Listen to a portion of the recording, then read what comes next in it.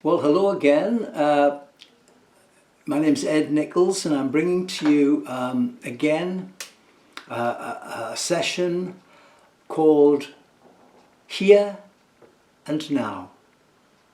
And Here and Now is a listening service which is encouraging you and providing you with the opportunity, if you need it, to talk yourself out.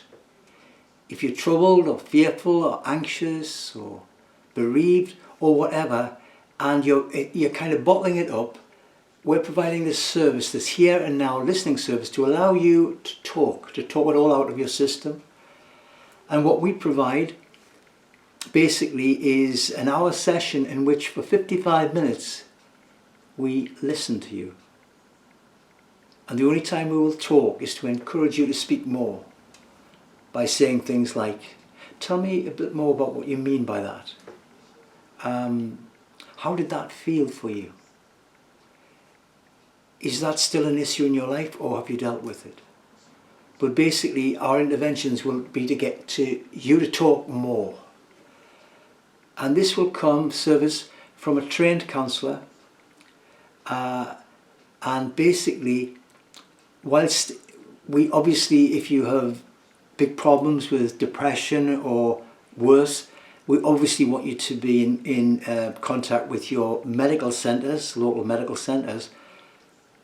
But this service is a kind of a supplement to that, because so often people who need to talk, and sometimes people are very, very depressed, very low, in very worrying ways, and often they have to wait for talking therapies, opportunities to see counsellors. And so this service basically allows you to be heard as soon as you contact us. So here and now, to be listened to now as soon as you contact us. If you're not feeling good inside, the quicker that you can talk about that and get it off your chest, the better, isn't it? I think we all would agree on that. So this service is to do that. I want to just talk to you tonight about the power that there is in the tongue, the power in our words. In the words that we speak to one another, there is the power to speak life to people, and there's a power to speak death to people. In other words, our words are very, very powerful. And sometimes the words that we have heard can be very negative, very critical, very judgmental, very hurtful. And sometimes those words are actually influencing and shaping our lives today. I think I've referred to you in the past, I met a woman who, I think it was about her 40s, and she would never speak.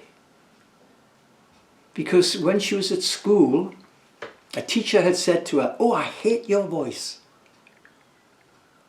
And being a rather sensitive woman, rather shy, she just received those words that were spoken, words that spoke death over her and discouragement over her, and said things like, you're worthless, you're useless, and nobody wants to listen to your voice, not just me, nobody wants to hear you talk, because they don't like your voice.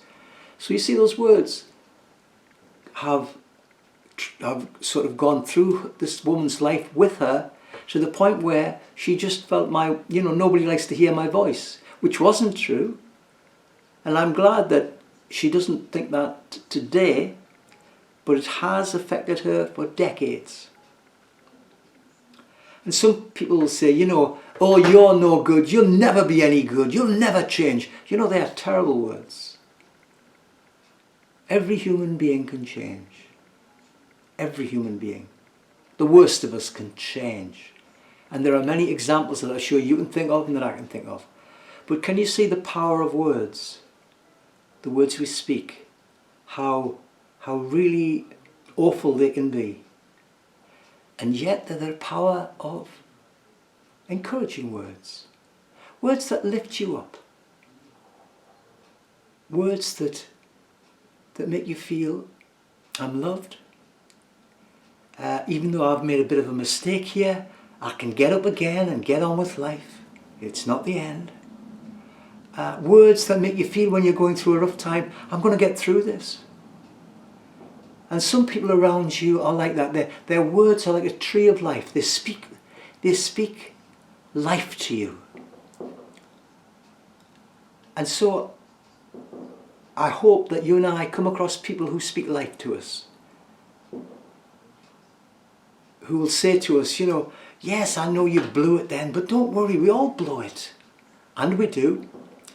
And you just have to forgive yourself, say sorry to the person you've offended or whatever, and just get it off your chest and move on. Or if you're feeling really alone, that a person's words say, well, you're not alone, you know, we care about you. You're a good friend to us. Or whatever you are to them. And we will be with you and we will help you. And there are people who speak words like that, and we need our communities to be filled with people whose words speak life to us. Sometimes why we need to talk ourselves out is because we are still, you know, I know people who are older than me, and that's getting on, who are still suffering from words that they heard years ago. And I would say, if that is you, you need to talk that all out. It might go back to when you were a girl or a boy or a teenager, and the words have affected you. You need to get it out so that you can get these feelings, these thoughts, these negative thoughts and feelings dealt with. And a good way to do it is to just talk it out. Speech is a way of getting the bad stuff in our hearts out. It's also a way, incidentally, of getting the good stuff in our hearts out. But I'm homing in on perhaps the bad stuff. So if you feel, you know, things have affected you, and sometimes it can be people who love us who do it, you know, then it's good to talk it out and get it out of your system. I want to encourage you to think about that. I want to talk to you about the power also of compassionate hearing. This is a hearing service, a listening service. And I think most of us can say, at least in the difficult times of our life, it would have been so good to have a compassionate hearer, a compassionate listener. And all we did was we just poured it all out, and they listened compassionately. They cared. They empathized with us. Although what happened to us didn't happen to them, they kind of get in our shoes and understand it and feel it and think how it must have felt and what it must have been like. A compassionate listener who ultimately understands us and in some sense knows us.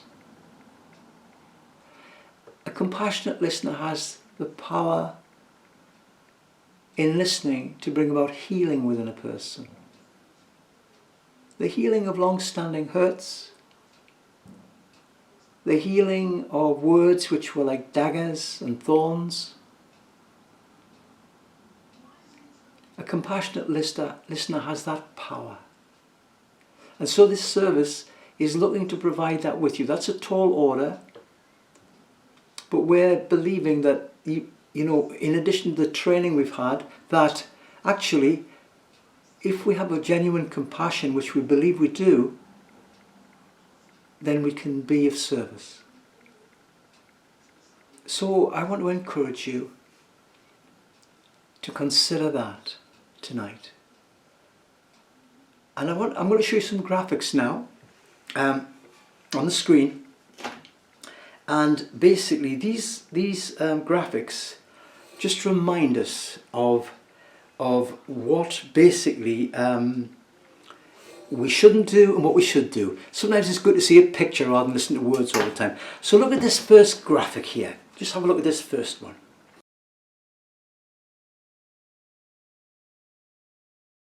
here you have a man and a woman, and they're throwing words at each other. You notice the words are coming from the man's mouth to the woman's mouth to the man.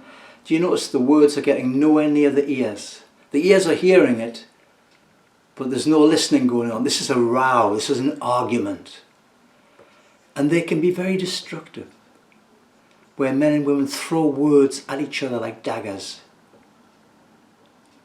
And sometimes we suffer a long time from them, not just at the time, but afterwards. Sometimes we find ourselves in anger saying words that we don't really believe to be true, but we just, you know, in an argument we lose all sense of reason, kindness, and often in that exchange of words, that throwing words at each other, we do a lot of harm to each other.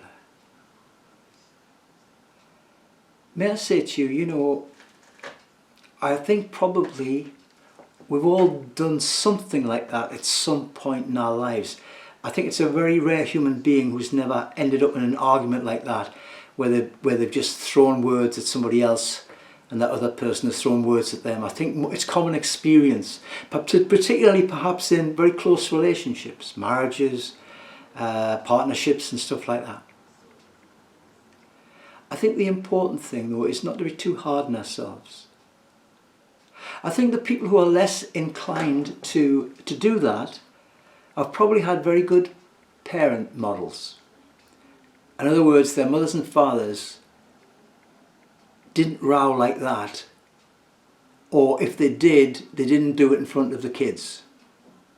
So we learned to see how people can sort things out without, you know, cruelly throwing words at each other. So some of us have had very good parenting models, but a lot of us haven't. A lot of us have grown up. I've known children when I was teaching who told me that, you know, that they used to put the pillow over their head just about every night because their mother and father were downstairs rowing and were so rowing that basically this child who was upstairs in bed could hear them right through the ceiling, and had to put a pillar around her ears so she couldn't hear them. You know, some of us have grown up like that. So we kind of feel, well, this is how relationships work. You have these almighty rows. That's just the way it is. That's what we've learned. We think that's normal. But can I say to you tonight, we all know deep down it's not normal. And we've got to stop doing it. Because we're hurting people and they are hurting us. So rows are not the way forward. I'd like you to look at this second graphic now, if you would,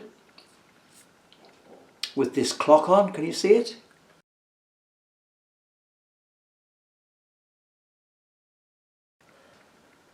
And it says, this is the time to listen. I believe in these stopping times that we're having through the lockdown and through COVID and everything. We're in a stopping place, and a stopping place allows you to stop. It gives you time to talk to each other kindly, to listen to one another, really listen. I believe for this area and this nation, and indeed our world, this is a time to listen. And to learn the art of listening is a wonderful skill. Blessed are you if you know the art of compassionate listening. So instead of arguing and throwing words at each other like daggers, we listen to each other. It takes a lot of maturity, doesn't it? To listen to another point of view. To notice that the person is not in a good place. To look at the eyes of a person that you love and care for and realise the light's out. They're not doing very well. And just to be able to say lovingly, what's wrong? Tell me about it. And then gently encourage this person to speak. as you and I learn the art of listening. And don't make the great mistake of jumping in and speaking all over the place, but rather just listening and listening, and perhaps only saying words when we really feel they're necessary. This, as this graphic says, it is a time to listen. I want you to look at this graphic. Here you've got a group of men and women, and can you notice what they're not doing is listening to each other.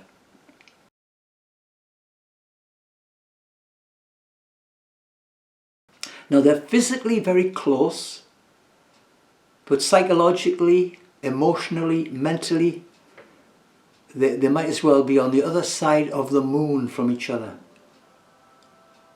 So many relationships are like that in our communities, and as each of us does our part, we can change that.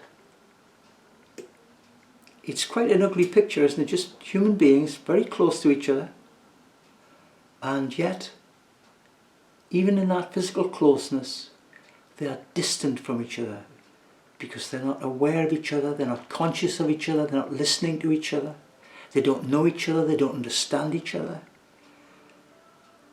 And that's a picture that we need to remove from our communities.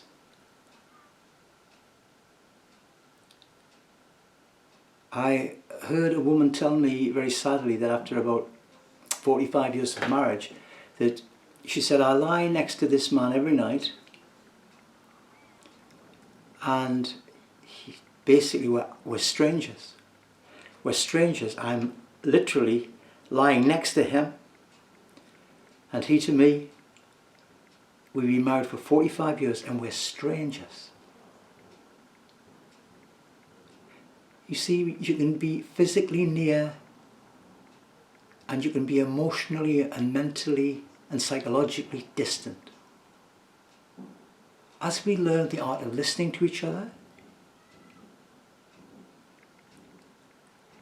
and develop the art of compassionate listening, so we change this particular graphic. And I just want to close you with this final graphic, just the words of this final graphic.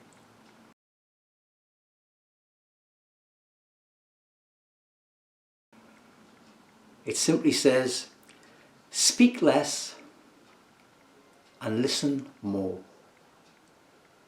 Remember, we said this a few weeks ago, you've got 2 ears and you've got 1 mouth.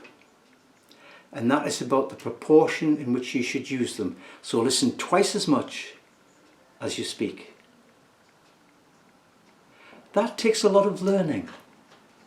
If you're a very extrovert person, you're used to, perhaps you're the life and soul of the party, you're always speaking, you always got a lot to say. It's great, it's nothing wrong with that, that's part of your personality. However, we need to learn also to listen. To listen. So that basically, where there are people around us who need us to listen, they will find in you and me people who do listen, who do care, who do empathise, who do understand. People are saying at this time of year, this Christmas, this is the first COVID Christmas we've had, isn't it? We've never had one before. And sometimes you may wonder, well, what am I going to give this person and that person? Well, I know children are a bit different, but I would think that anybody of any maturity of years would be glad to receive the gift of a compassionate listener. That actually what you're giving as a gift at Christmas is not something at the Metro Centre or Eldon Square or Retail World or whatever, but you're giving them the gift of yourself. You're giving them the gift of compassionate listening. You're giving to them the gift of your understanding of them, of your willingness to get into their shoes so that you know how they feel. Do you know that might be the best Christmas present as far as human beings are concerned, that they've ever received. So this can be a very blessed COVID Christmas. I think we all know, don't we, deep down, we human beings, that, you know, that basically, even if it's only beans on toast on Christmas Day and a few modest bits and pieces, we can still be happy if we are a people who care about each other, if we're a people who are sensitive to each other and understand each other. And I think things are a lot more simple than sometimes in this consumer society we think they are to be. You know, some people think that unless we're throwing money at people, gifts and all the rest of it, and spending a fortune, that we can't be happy. But actually we can be. This was brought home to me about 5 years ago, and when my grandsons, Harry and Jack, they were very young. They were about 7 and about 4. And anyway, on Christmas Day, they got an awful lot of presents. They got so many presents, you know, from relatives and one thing and another, that their mother, very wisely, when she realised they still had presents to open, and that these kids were basically just ripping the paper off and hardly looking at the presents, so she very wisely put the rest of them in a bin bag and said, I'll give them the presents, you know, perhaps on their birthday or later. Very wisely. But I remember this day, they had all these presents, and you know, it was okay, we're in the house. And it wasn't a very nice day, it was a bit drizzly, but we went for a walk over the fields. And anyway, I don't know whether I was reliving my childhood, but I just saw this mud. And I thought, oh, I used to have a lot of fun as a kid with mud. And it's probably a boy thing, girls have thought it was sensible for this, incidentally. But basically, I got this mud and I found some sticks, you know, really, really twangy sticks, really bendy sticks. So what you do is you get the mud and you put it around the end of the stick, and then you draw it back like this and you flick it at something. You know, we flicked it at a rock, so it made a right splat, you know. And you know, my grandsons were playing with this, and they were more happy doing that, as far as I could see, than they'd been happy with all the gifts they got. And it kind of said to me, you see, it doesn't take a fortune to be happy. We can actually be a lot happier with simple things and pleasures than we know. We've forgotten it a bit. We're too brainwashed by this consumer society. We've got to have this, we've got to have this, the best that. I think the iPhones are up to 12 now, aren't they? You know, I think I'm 5, and that had to be basically given to me by my children who were trying to get me into the 21st century. But basically, you know, I was happy without an iPhone.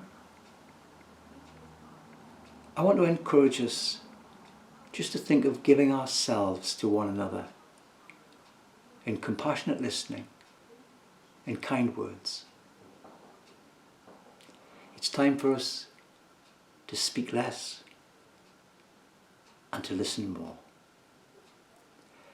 I thank you very much for your time. If we can help you in this listening service, we can do it in several ways. If you want a telephone conversation, you can phone me on 0191 460 4567. If I'm not around, you can leave me a message and a contact and I'll get back to you. Or you can email me if you want to do it by email. You can email me on ed.nichols, Nichols, @live.com. And if you would prefer to speak to a female than me, if you're a female that is, rather than a man, then I can fix that up for you, compassionate listener. Or if you want to do some kind of Zoom thing or FaceTime thing, we can arrange that if you, either by telephone or email, make some contact with us. May I wish you a very, very pleasant, simply joyful COVID Christmas. Thank you for your time. Good night.